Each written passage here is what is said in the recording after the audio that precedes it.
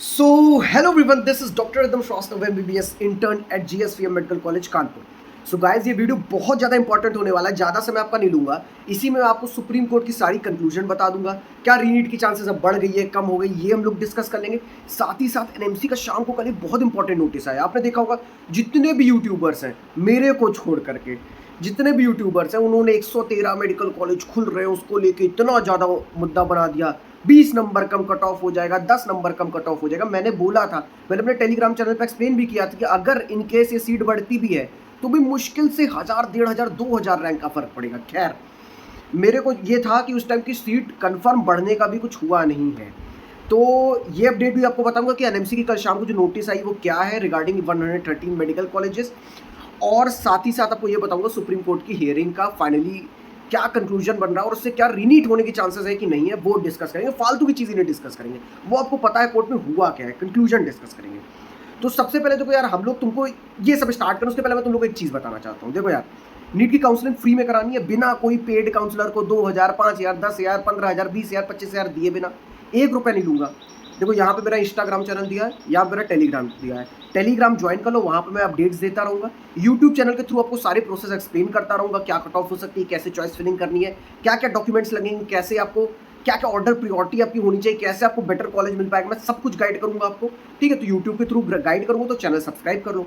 Telegram पे updates दूंगा तो टेलीग्राम पे आप मेरे को सब्सक्राइब कर लो टेलीग्राम चैनल को, तो वहाँ पे सारी अपडेट्स देता रहूँगा।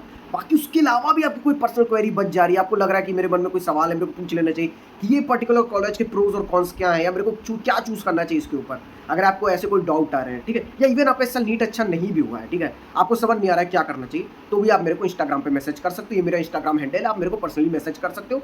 जेन्युइन क्वेरीज का मैं रिप्लाई करता हूँ। आप लोग अगर कभी मेरे को मैसेज करोगे तो आप जरूर रिप्लाई पाओगे। ठीक है, चलो तो सबसे पहले अपन कोर्ट की हियरिंग का डिस्कस कर लेते हैं, फिर अपन मतलब कोर्ट की हियरिंग रीनीट होगा कि नहीं होगा ये डिस्कस कर लेते हैं। उसके बाद अपन डिस्कस करते हैं क्या है वो 113 मेडिकल कॉलेजेस का राज, सीट कितनी घट गई है, ये डिस्कस करना है। ठीक है, चलो तो देखो भाई, सुप्रीम कोर्ट ने जो 8 जुलाई को अपना हुआ उसमें साफ साफ उन्होंने ये बोला कि एनटीए की भाई सेंसिटी तो पेपर की ब्रीच हुई है। ठीक है, एनटीए के ऊपर सवाल उठे हैं, ठीक है, ये तो कंफर्म है। इंटीग्रिटी ऑफ एग्जाम के ऊपर सवाल उठे हैं, ठीक है। उन्होंने साफ साफ ये कहा, जो रीनीट वाले हैं उनसे ये बोला कि भाई आप लोग एक रिपोर्ट फाइल करो, 10 पेज की रिपोर्ट फाइल करना, उससे ज़्यादा बड़ी रिपोर्ट फाइल मत करना, वो आप मेरे को प्रोवाइड करो, क्यों रीनीट होना चाहिए। उन्होंने साफ साफ सवाल ये किया कि रीनीट क्यों होना चाहिए। अगर हम लोग सबको पकड़ लेते हैं जो जो अफेक्टेड है तो रीनीट नहीं होना चाहिए। But again chief justice of India ने और भी कुछ बहुत बड़ी बड़ी चीज़ें बोली जो कि काफ़ी फेवर में थी रीनीट के। उन्होंने ये बोला कि मान लो अगर हम लोग नहीं पकड़ पा रहे हैं, ठीक है, तो फिर रीनीट is the last option. Last option रहेगा रीनीट। हम लोग कोशिश करेंगे कि पहले पकड़ लिया जाए क्या क्या चीज़ें हैं, क्या क्या फाइंडिंग्स, हम लोग वो सारी चीज़ समझ लिया जाए। एनटी को बोला है कहाँ लीक हुआ है, कहाँ कहाँ क्या क्या डिस्क्रिपेंसीज है, आप मेरे को वो डेटा प्रोवाइड करिए। खैर एनटीए से आप क्या ही एक्सपेक्ट कर रहे हैं, वो कुछ नहीं प्रोवाइड करने वाला कुछ ऐसा खास। जो होगा हियरिंग आपकी इधर साइड से ही है। ठीक है, अब इधर साइड क्या है, कुछ बच्चे नो रीनीट के पक्ष में, कुछ बच्चे रीनीट के पक्ष में, मतलब बच्चे क्या इन द सेंस जो लॉयर्स हैं जो कि प्रेजेंट कर रहे हैं केस। ठीक है, तो इसमें फाइंडिंग ये बनी है कि उनको तो रिपोर्ट सबमिट करनी है। उन्होंने ये बोला कि अगर ये इलेक्ट्रॉनिक मीडिया पे आया है, अगर ये पेपर इलेक्ट्रॉनिक मीडिया पे आया है तो इसको फिर हम लोग पकड़ नहीं सकते हैं, तो रीटेस्ट ही ओनली सॉल्यूशन होगा। ये कई बार उन्होंने कल के स्टेटमेंट में बोला कि retest is the only solution. But again इससे क्या हम लोग कंक्लूजन निकाल सकते हैं, क्या रीनीट होने जा रहा है। बहुत बच्चे मेरे को कल से मैसेज कर रहे हैं भाई अब तो रीनीट की चांसेस हाई हो गई है, क्योंकि बहुत यूट्यूबर्स ने वीडियोस के ऊपर बना दिए रीनीट अब तो कंफर्म हो रहा है भाई, सीजीआई ने बोल दिया था। तो भाई उनको पता नहीं कोर्ट फंक्शन कैसे करता है। कोर्ट इस पे फंक्शन नहीं करता कि हमने बोला कि हाँ अगर ऐसा हुआ तो रीटेस्ट करा सकते हैं, ऐसा हुआ तो रीटेस्ट करा सकते हैं। इसका मतलब ये नहीं कि अगली हियरिंग में बोल दे नहीं रीटेस्ट ही होगा। समझ रहे हो।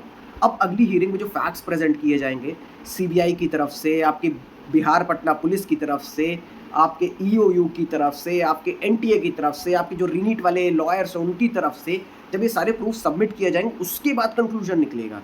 और इलेक्ट्रॉनिक मीडिया वाला अगर प्रूफ होता है तब तो रीनीट होगा श्योर। ठीक है, बट बाकी सारे केसेस में रीनीट इतना आसानी से नहीं भी होगा, ये भी जानो। अब अगेन कहोगे कि सर आप अगेंस्ट हो रीनीट के, तो मैं कोई अगेंस्ट नहीं हूँ। मैं तुमको वो बता रहा हूँ जो सिनेरियो बन रहा है। अभी भी 50-50% है, ऐसा कुछ नहीं कि रीनीट होगा ही होगा, ऐसा कुछ नहीं है। बट हाँ, सीजीआई ने बार बार बोला है कि retest is the only solution अगर ये चीज़ें होती है तो। अगर ये चीज़ें होती है तो दिस अगर, समझ रहे हो ना, अगर जब प्रूव होगा तभी होगा। ठीक है, तो ये चीज़ क्लियर हो गया। तो अभी तुम लोग कोई भी कंक्लूजन मत आओ, एक हफ्ता वेट करो। अभी ये थर्सडे वाली हियरिंग का वेट करो। अगर उसमें भी कुछ नहीं होता, मैंने तो तुम लोगों को पहले ही बता दिया था कि 8 जुलाई वाली हियरिंग में कोई डिसीजन तो नहीं आएगा। और देखो वही रहा, क्योंकि कोर्ट हियरिंग ही करेगा, पहले दिन इतना बड़ा डिसीजन नहीं ले सकता कोर्ट यार, 25 लाख बच्चों की बात है। ठीक है, चलो ये सब मुद्दा हो गया। अब आते हैं भाई जो नए मेडिकल कॉलेजेस थे, बहुत लोगों ने वीडियो बनाया 113 मेडिकल कॉलेज खुल रहे हैं, ये हो रहा है वो रहा, कुछ बोल दिए 113 गवर्नमेंट मेडिकल कॉलेज खुल रहे हैं। भाई गिन के उसमें 48 या 49 गवर्नमेंट मेडिकल कॉलेज थे जो लिस्ट आई थी। ठीक है, पहली चीज़ वो कॉलेजेस फाइनली अप्रूवल नहीं पाए हैं, साफ साफ एनएमसी ने दे दिया है, कल नोटिस शाम को निकाल दिया है कि मैंने अपने टेलीग्राम चैनल पर डाल दिया है, ये मिसलीडिंग इन्फॉर्मेशन 113 मेडिकल कॉलेज वाली सही नहीं है। उन्होंने बोला है कि अभी फाइनल अप्रूवल डिसअप्रूवल बचा है, अभी भी MARB फाइनल अप्रूवल डिसअप्रूवल ले सकता है, तो कुछ नहीं कह सकते आप, ये अप्रूव्ड लिस्ट है। ठीक है, पहली चीज़ उन्होंने इस चीज़ को डिनाई कर दिया है 113 मेडिकल कॉलेज वाली बात। ठीक है, दूसरी चीज़ आपको कॉलेज का अपडेट चाहिए थे, यूपी के जो 13 मेडिकल कॉलेज, राजस्थान में 5 नए मेडिकल कॉलेज खुल रहे थे, उनको लेके अपडेट क्या है। तो देखो राजस्थान के 5 नए मेडिकल कॉलेजेस को लेटर ऑफ परमिशन नहीं मिला है, सेम गोज विद यूपी के 13 मेडिकल कॉलेजेस को, उनको भी लेटर ऑफ परमिशन नहीं मिला है। वहाँ पे बोला गया है आपके पास एडिक्वेट इंफ्रास्ट्रक्चर नहीं है, आपके पास एडिक्वेट फैकल्टीज़ नहीं है, फैसिलिटीज़ नहीं है जो कि आपके इतने बच्चों को 100 बच्चों को आपके क्या नाम है अकोमोडेट कर पाए, तो इस वजह से अभी लेटर ऑफ परमिशन उनको नहीं मिला है। बट हालांकि जैसा कि मैंने सुना है यूपी के जो मेडिकल कॉलेजेस हैं फिर से रीट्राई करेंगे for getting letter of permission. अब क्या चांसेस है लेटर ऑफ परमिशन मिलने की कि नहीं। देखो मैं अगर तुमको लोग को बात बताऊं, मैंने जैसे कि पहले एक वीडियो में बताया था कि वहाँ पे नॉन PGJR असाइन कर दिए गए हैं, 2018 बैच MBBS के वहाँ पे नॉन PGJR असाइन कर दिए गए वहाँ पे। तो भाई वहाँ पे एक तरीके से मेन प्रोफेसर और असिस्टेंट प्रोफेसर्स की अभी आर्मी नहीं डेवलप हुई होगी, बट JRs की आर्मी तो डेवलप कर दी है वहाँ पे। अगर ज्वाइनिंग वो लोग जल्दी जल्दी फैकल्टीज़ की करा लेते हैं तो लेटर ऑफ परमिशन मिल जाएगा। सेम गोज विद राजस्थान को। ठीक है, तो ये आपका पूरा था कि आप लोग बोले थे इतना कट ऑफ कम हो जाएगा, उतना कम कट ऑफ हो जाएगा, भाई पहले परमिशन तो मिले। ठीक है, अब आते हैं मुद्दे पे कि भाई ठीक है लेटर ऑफ परमिशन अगर मिल गया तो क्या होगा। लेटर ऑफ परमिशन जिस दिन मिलेगा उस दिन वीडियो आ जाएगा। तो मैं फिर से कह रहा हूँ चैनल सब्सक्राइब कर लो, टेलीग्राम चैनल ज्वाइन कर लो, बाकी इंस्टाग्राम बच रहा, कोई भी क्वेरी हो पूछ लो मेरे साथ में। ठीक है, तो होपफुली आपके सारे डाउट्स क्लियर हो गए होंगे। कोई भी 50 चैनलों पे भागो मत, एक चैनल पे टिके रहो, जेन्युइन इन्फॉर्मेशन दूंगा, ज़्यादा टाइम नहीं लूंगा, डेली तुमको 5-5 घंटे 4-4 घंटे का लाइव करके टाइम नहीं वेस्ट करूंगा, डायरेक्टली बस आऊंगा, टू दी पॉइंट पे आपको एक्सप्लेन करूंगा और चला जाऊंगा। ठीक है, चलो फिर चलता हूँ, bye bye, take care, wish all the best, bye bye.